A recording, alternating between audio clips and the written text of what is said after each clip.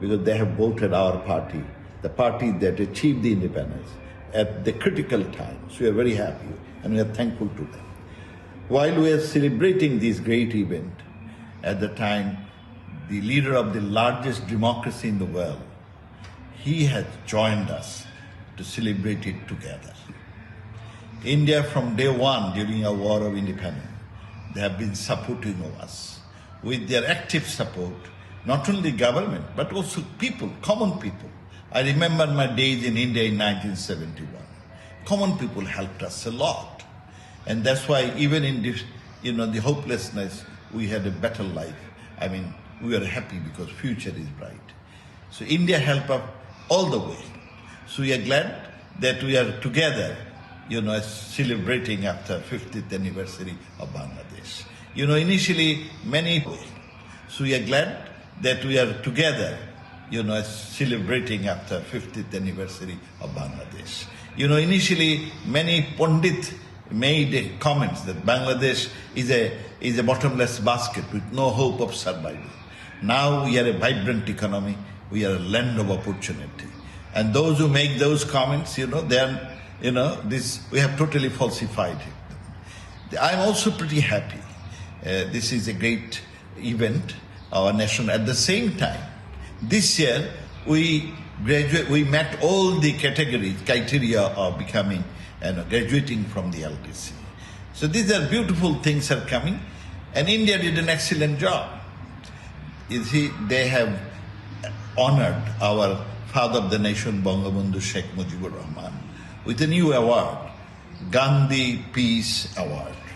And I thought by violating the norm of the rules of that, posthumously they have given it to. This is an exciting time. In addition, and it is, Mahatma Gandhi is an icon in the world. He's a leader of non-violence all across the globe. Everyone knows him as the leader of non-violence. And India, by organizing a Bapu and Bangabandhu, museum, they have, I should say, by organizing a Bapu and Bangabandhu, museum, they have, I should say, they have become, again showed they are the true friend of Bangladesh, and we are proud of it. What will be the focus area of this visit, sir? What is expected? We are interested, focus of the area is celebration. The height of the maturity of the leadership between the two countries. Sheikh Hasina, our Prime Minister, and Narendra Modi, Indian Prime Minister, they have reached to such a height of diplomatic maturity that we have been resolving all our critical issues through dialogue and discussion. Not a single bullet was fired. Without any single bullet, we are achieving our goals. For India, their eastern border is secured now because of this strong relationship between Bangladesh. And for us, we have been achieving. Our land boundary has been finalized. Our maritime boundary with India has been finalized. Our even water sharing of the Ganges has been finalized. Can you believe it? Without any shooting. Other countries, I know most of the Muslim majority countries, they resolve their issues to look at Iraq versus Kuwait, Iraq and Iran, look at Saudi Arabia, Yemen, wherever it is, there is fighting. Here, what our father of the nation always, aspired for, Bangladesh should be a land of peace and stability. Versus Kuwait, Iraq and Iran, look at Saudi Arabia, Yemen, wherever it is, there is fighting. Here, what our father of the nation always, aspired for, Bangladesh should be a land of peace and stability. And it will emit, what should I say, a campaign of peaceful coexistence, and we are doing it. I'm thankful. We have achieving most of the, because India is our neighbor, we'll have certain issues and we'll resolve those. We're continuously discussing, we'll resolve those issues. When there is such a good fellow feeling, the other issues will be resolved, amicably. And, so I'm not very worried about those. So India has a vaccine diplomacy which is going on. Vaccine Maitri, it's Yes. going on. Yes. What's your take? How do you look at it? How big is it? You see, I thought India did a great job. They got a lot of points in it, the vaccine diplomacy. But Bangladesh from the day one, because there are many pundits abroad, they predicted there would be 5 to 10 million people will die in Bangladesh due to the spread of COVID. And so naturally we took all the necessary initiatives from the very beginning. Even Indian Prime Minister, as early as 15th of March, he called all the leaders of the SAARC countries and came forward to help to work together, because this pandemic is a global one. And since it's a global issue, we have to work together in partnership, in collaboration. Indian Prime Minister took a leadership role. We joined in that program. In addition, what we did, our Prime Minister made a clarion call to the leaders of the world that any vaccine, if developed, that should be considered as a public good. And it should be available to all countries, all the people, rich and poor, does not matter. And we also help in that process. And then, of course, because we were worried that, if it comes, it's one of the most densely populated country, so we also negotiated with India that it should be available to all countries, all the people, rich and poor, does not matter. And we also help in that process. And then, of course, because we were worried that, if it comes, it's one of the most densely populated country, so we also negotiated with India that if you have any vaccine is developed, please, share those with us. And Prime Minister Narendra Modi assured our Prime Minister that if India gets the, vaccine, Bangladesh will get it the same time. And he kept his word. And I thought by this, he has won the hearts and minds of the people. And we have paid for it. Initially, we asked India that we need 30 million vaccines because we have a large population. India agreed to it. We paid for it in advance. And now we are getting it. But India was also, we are thankful to them. They also donated. They provided 2 million vaccine as a gift. And now again,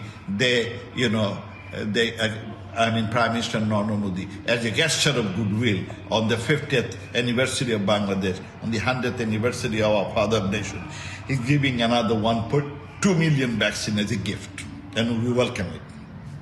And at the same time, they assured the contract that we have made, those will be met on time. 5 million vaccine each month, and we would like to buy more from them.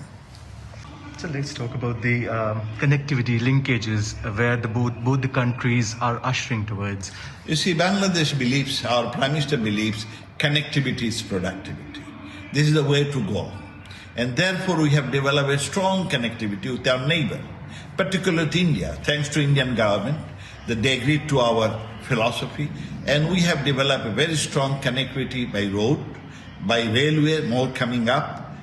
The railway that was abandoned. In the British time, there was a railway.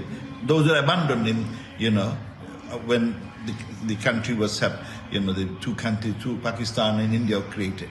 After 55 years, we are resuming those railway lines. So we have road, railway, we have, the river road, and also we have airline.